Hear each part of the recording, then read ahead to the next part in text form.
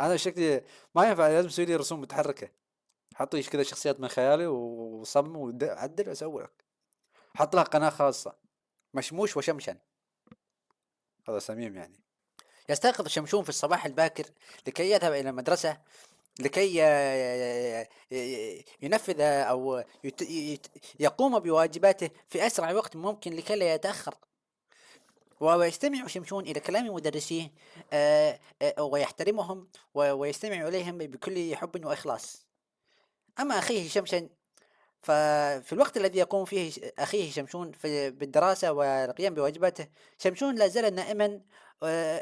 أو شمشن لا زال نائما ولا يذهب إلى المدرسة إلا عندما ينتهي أخيه شمشون من الواجبات.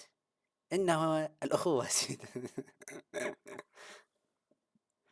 الأحداث شوي متلخبطة بس يعني أقدر أرتبها لو صرت الكاتب. لا يعرض إلا باللغة العربية،